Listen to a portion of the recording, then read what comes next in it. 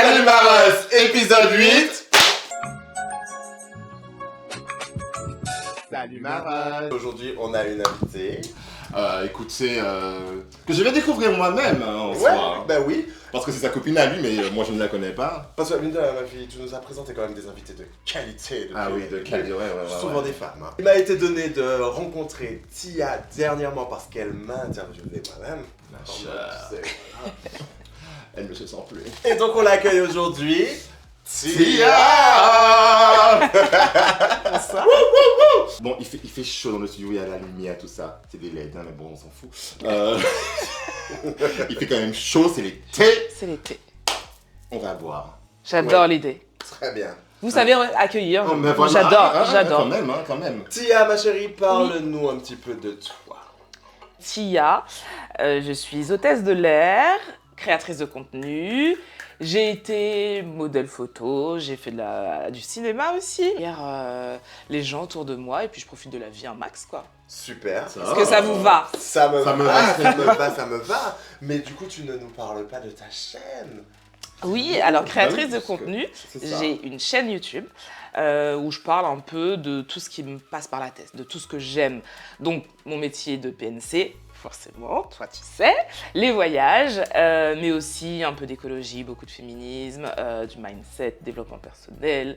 Voilà, je papote beaucoup. J'ai pas de langue de bois. Je pars du principe que chez moi, donc tous mes réseaux, on est en mode dictature. La démocratie chez moi, je ne connais pas, ça n'existe pas.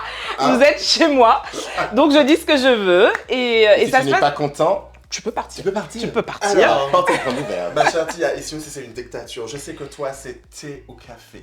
C'est vrai. Il se sera rosé. Ça me va.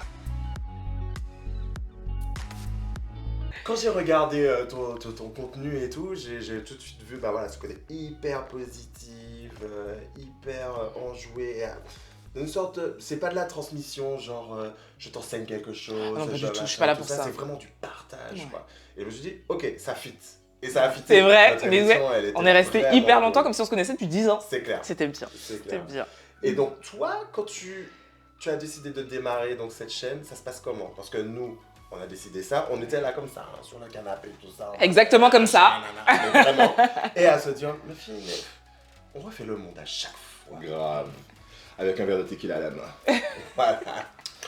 Pourquoi on ne ferait pas partager des pensées qui partent loin? C'est-à-dire, on part de petites discussions comme ça, et puis ça va. Nous, c'est venu comme ça. Toi, c'est venu tout. Alors, moi, ça remonte à très longtemps. En fait, la chaîne YouTube, elle est partie juste d'un constat, c'est que j'avais un blog et l'écrit ne plaît pas forcément à tout le monde. Moi, j'adore ça, j'adore écrire. Mais je sais qu'aujourd'hui, le visuel parle pour beaucoup et pour beaucoup de monde. Et je me suis dit, ok, je peux transposer ce que j'écris en visuel.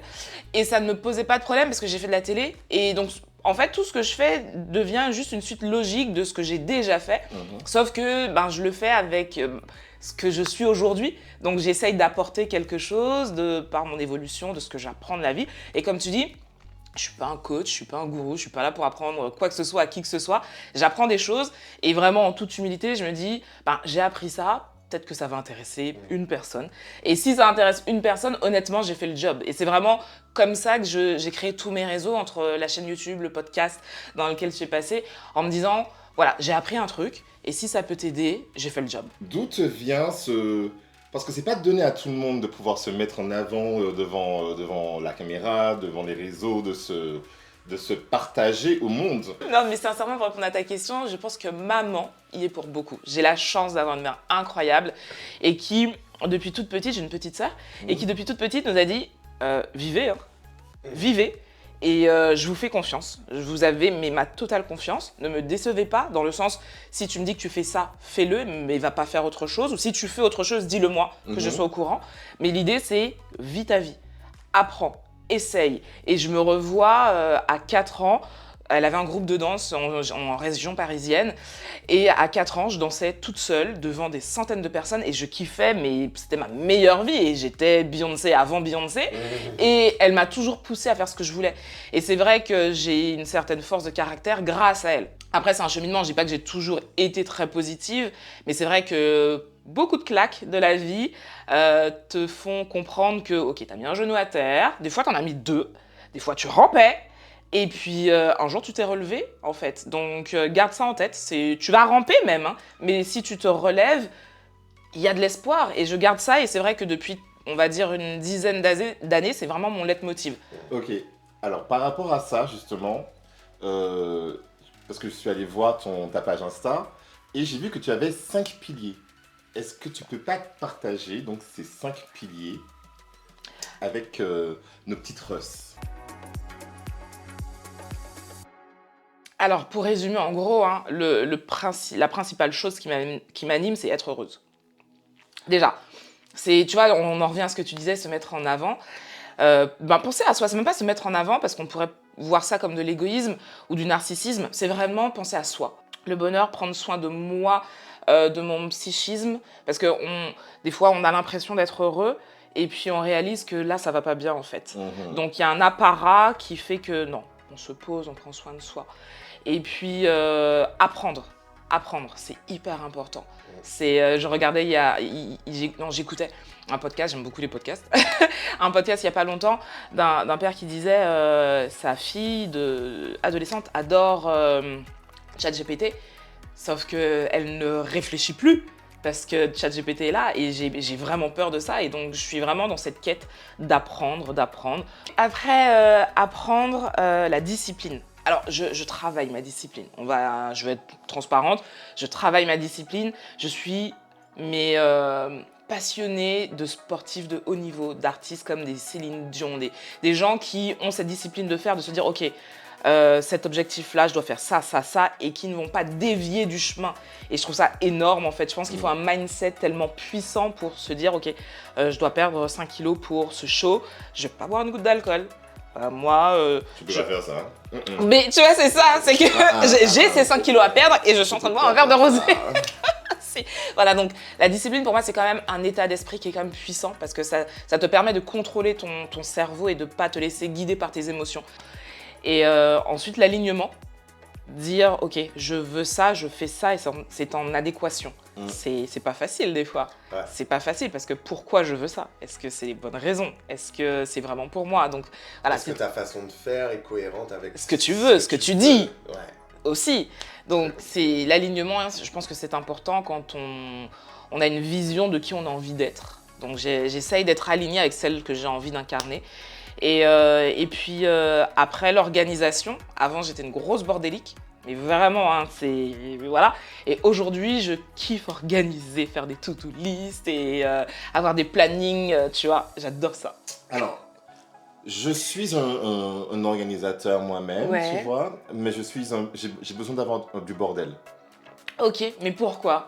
Alors, je sais pas, j'ai besoin d'avoir ma part de bordel, mais je me retrouve dans mon bordel. Généralement, oui. Tu vois, ne touche pas à mon bordel, ça va m'énerver. Oui, parce que tu vas t'y perdre. Parce que je vais m'y perdre. Ouais. Ne touche pas à mon bordel c'est mon bordel, il est là, j'ai mon bordel. Mais par contre, par exemple, au travail ou que je dois organiser des trucs, genre on m'appelle Miss Excel. D'accord. Je fais des tableaux, machin, clac, je comprends. Ça de telle date à telle date, nanana.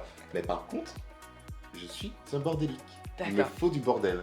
Non, moi, j'étais comme ça, mais sans l'organisation. Donc, il n'y avait que le bordel. Ouais. Et après, j'ai fait un gros travail depuis bien 3-4 ans sur justement, non, j'ai plus envie parce que j'ai perdu du boulot comme ça, parce que tu te réveilles pas, parce que voilà, déjà. Et je me dis, ouais, non, c'est pas celle que j'ai envie d'incarner, justement. C'est pas celle que je suis ou que j'ai envie d'être. Ce que j'aime dans ce que vous dites tous les deux, c'est que, non, tu n'es pas parti d'un truc où tu étais super organisé dès petite, machin et tout, et que tu as eu plein d'écueils, et ça t'a permis avec la discipline, de pouvoir... Donc ça part pas d'un... C'est pas genre on part d'un truc hyper top, non, on peut le devenir en fait. Exactement, et puis surtout, le truc c'est que, en tout cas pour moi dans ma vision des choses, c'est que c'est pas tout blanc ou tout noir, c'est-à-dire que je suis très organisée, et puis demain je vais te dire, putain merde, là je suis à la bourre sur ce dossier. Mais j'ai l'impression que les gens qui nous suivent, qui nous voient sur les réseaux sociaux, ils ont cette espèce d'idée de nous que comme quoi tout est en mode genre carré, qu'on a tout... we got our shit together, you know, tu vois le truc, c'est... Alors que... Alors moi dès le départ, j'ai voulu briser ce truc. Vraiment, dès le départ, j'ai voulu briser cette image de l'influenceuse qui montre que du positif, que du beau. Donc, je trouve qu'on est dans cette bienveillance où non, c'est pas tout le temps tout rose. Même si j'ai une belle communauté, je mets une certaine distance en mode on n'est pas amis en vrai. Et j'ai pas envie de faire comme beaucoup de personnes. Non, mais je vous aime tellement, on est amis, machin. Non, en vrai, je vous connais pas. Cette distance qui est mise avec les gens, c'est pas un truc hautain. Pas du tout, pas du tout. C'est vraiment pour que la part des choses soit faite.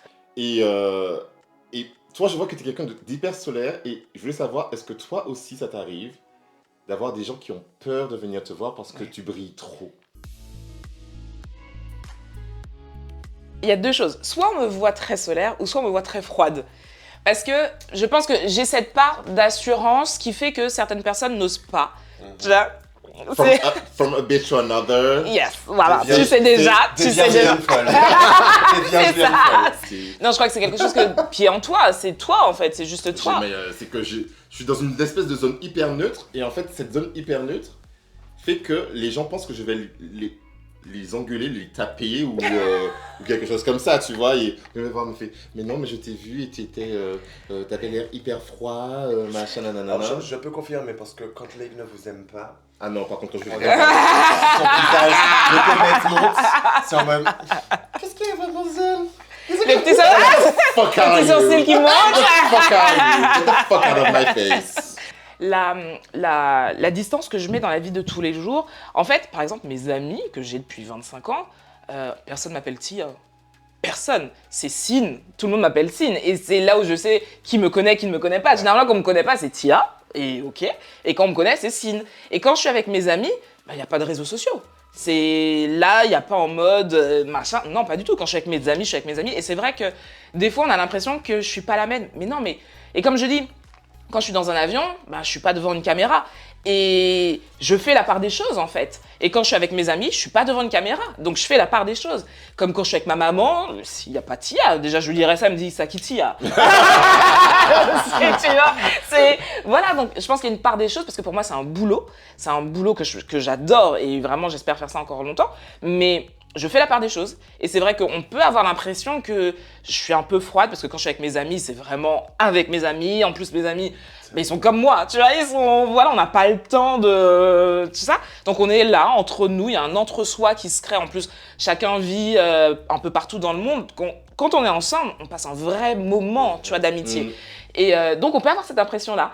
Et des fois, par contre, on peut avoir l'impression que je suis solaire et là, on vient me voir.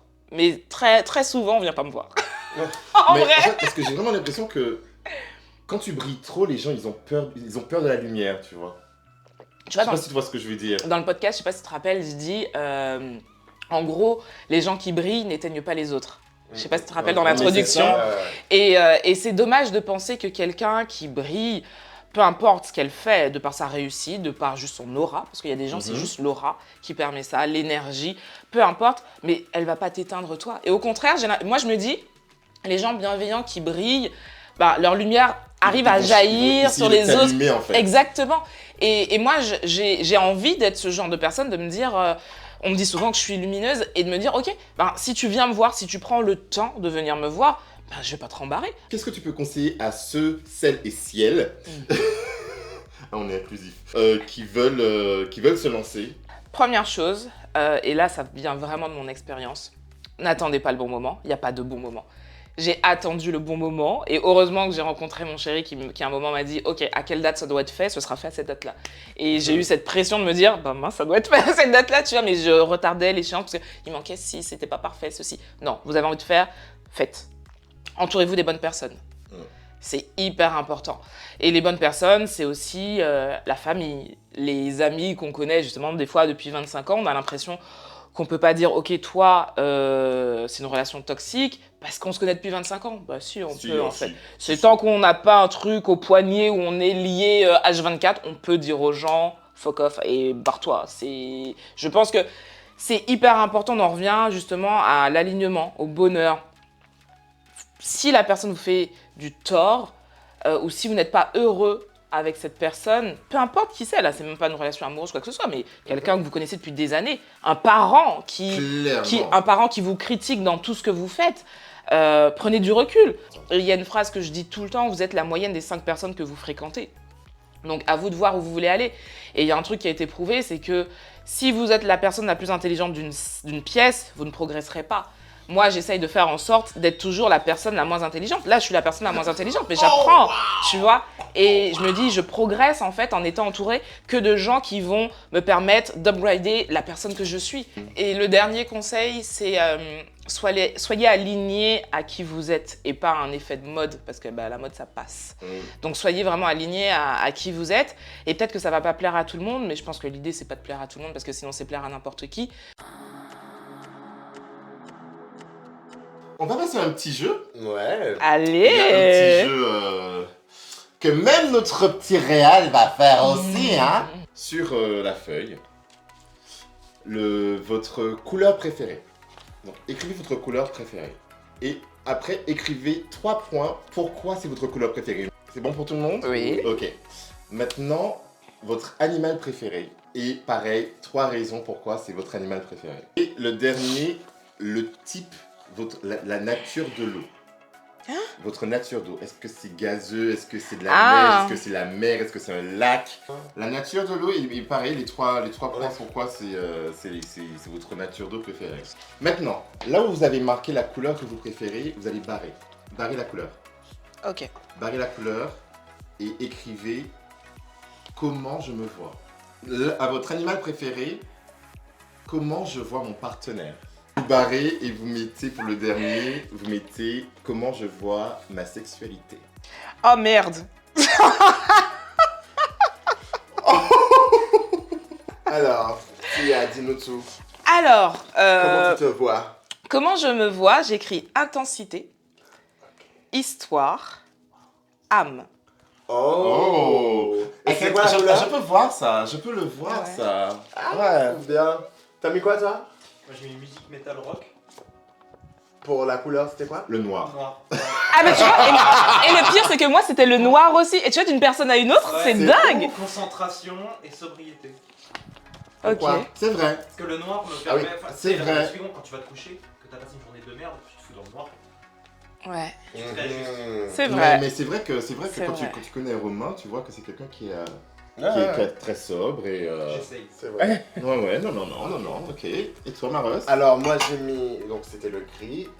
Comment je me vois, s'accorde avec tout. Oui. Pattern, Une cuillère, donc. contrairement aux élégant. Oui, Ok. c'est vrai. Là, j'adore, j'adore. Allez, point numéro 2. Ouais. Votre partenaire. Alors, comment je vois mon partenaire? J'écris fidélité, intelligence, fun. Et en vrai, honnêtement, là, mon mari, je le vois comme ça. Ok.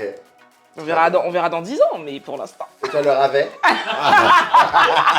Alors, moi, comment je vois mon partenaire, ma partenaire plutôt, caractère indépendant, discrétion, mystère, le chat. Ok. Ok. Et toi c'était quoi? Le chien. Moi aussi. Ah, le chien. Alors moi c'est le chien, pareil, attentionné, Oh, ça c'est vulgaire les chats, je suis désolé. attentionné, ami fidèle et joueur. Ouais, bah c'est ça, en fait, on y... Alors, on- Juste petit machin. Quand j'ai fait ce jeu-là, moi j'ai mis le cheval. Le cheval, c'est trop génial! Fougueux. Et comment Ouais. tu vois ta sexualité? Ah, bah alors là, Oh. Là, ça va faire mal à Et là, ça va être drôle. j'écris chill, sans sel de mer, apéro. Parce qu'en fait, c'était piscine. Ok. C'est tu vois. Donc voilà. Chill, sans sel de merde. Jamais à la plage, frère. Le sable, tout ça dans la touche, Ah on ouais, ne mais veut non, pas mais ça. c'est ça, tu Elle veut de vois. flore de la javel. Mais non, Elle veut mais qu'elle soit aseptisée. Ok. c'est ça. Toi donc? Oh mince. On l'a perdu. Oh, zut. Ça va vite, c'est relaxant. Oh merde! Et ça remet les idées en place. Mais c'était quoi? La douche. La douche, ça va vite, c'est relaxant, ça remet les idées en place. Ça, c'est les clés d'une bonne baise. Je suis C'est désolé. clair, je suis d'accord. Désolé, c'est Je les suis clés d'une d'accord. bonne baise. Je suis Remettre les d'accord. idées en place. Alors, le boring, salut. Souvenir.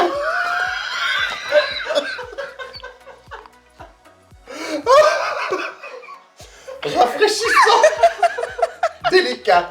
Frère, si je Souvenir. sors d'une baise, si je sors d'une baise et que je suis rafraîchi, C'est bizarre. C'est que je n'ai pas baisé en fait. Ou sinon ça a été fait Non, bizarrement. ou ça a Je n'ai été pas baisé en fait. Je n'ai pas baisé. Non. Écoute, je pense que cette question nous amène vers la question La question Keen. La question Coquine. Pouvez-vous, s'il vous plaît, tuer ce mythe que le sexe dans l'avion, c'est waouh? Non, c'est dégueulasse. Non, c'est dégueulasse, c'est dégueulasse. Non. Faut arrêter ça. Faut Non. vraiment arrêter ça. Excusez-moi. Qui veut baiser dans un endroit qui est sale?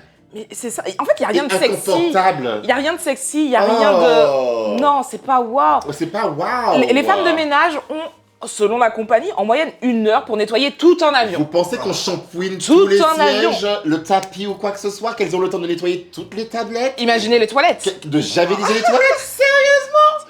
Bitches. Ah. Non, et puis, alors, pendant qu'on y est, arrêtez de rentrer dans les toilettes pieds nus ou en chaussettes. Ah ouais, mais je comprends pas ça. Arrêtez de Je faire comprends ça. pas. Frère, À chaque fois, je me dis frère, qui rentre dans des toilettes publiques pieds nus. pieds nus? Personne. Moi, quand je vois ça, je suis en mode genre, ce n'est pas de l'eau à terre. Le C'est ça. sexe dans un avion, alors oui, c'est excitant parce que, et je peux comprendre l'excitation. On est à plusieurs centaines de mètres au-dessus du sol. Il y a ce petit côté où on est un peu dans un endroit interdit. Altitude. qui donne envie. Altitude, Interdit. endroit isolant, endroit insolite, isolant. Endroit insolite, la proximité avec les gens. Ouais, moi, Oui. Tu vois, il y a tout ça. Parce que je vais pas mentir, je l'ai déjà fait. Je l'ai déjà Ah fait, forcément. C'est vrai. Pas qu'au passager. Oh bah oh. Tu as le droit à ta question coquine aussi. Tu peux nous poser une question, Greg? Ah, je savais pas. Alors attends. L'endroit le plus insolite où vous avez fait crac crac boum boum. Oh waouh, chérie. T'as 3 heures devant toi? Vas-y. Alors oui. Là oui, honnêtement. Si vous avez une autre bouteille, je suis là. Alors, j'ai perdu ma virginité à l'église. Amen. C'est ça. Et c'était pas avec un prêtre. Hein? C'est important de le C'est préciser, pas bonjour. important de le préciser, ce n'était pas avec un Ce prêtre. n'est pas provoque. Ce n'est pas provoque, ce n'était pas avec un C'est- prêtre. voilà. Et toi? Moi, c'était sur la table de Sarkozy. On m'a beaucoup reproché d'être sentimental, mais moi je le reste. What? Ah non mais ça j'adore. Ah non, je pensais que tu aurais gagné le game. Honnêtement, je pensais, mais C'est là. pas vrai. Elle est dans la provoque, cette là. Genre. Comment tu Tu fais? peux sortir après l'église, putain. Mais c'est ça. Je fais ça sur une falaise. C'est tout. Putain. On va garder la table de Sarkozy. On va garder.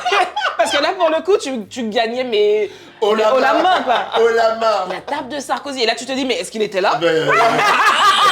Anyway, Tia, Tia, c'était un plaisir. un réel plaisir. Merci pour l'invitation. C'était vraiment bien. Écoutez, n'hésitez pas à aller suivre sa page des petites Russes parce que on vient de passer un moment extraordinaire. Et love you, cœur sur vous. Et on se voit au prochain épisode. Bye bye. Avec nous, Tia, tu nous fais le petit clap. Attends. Salut les petites Russes. Yeah.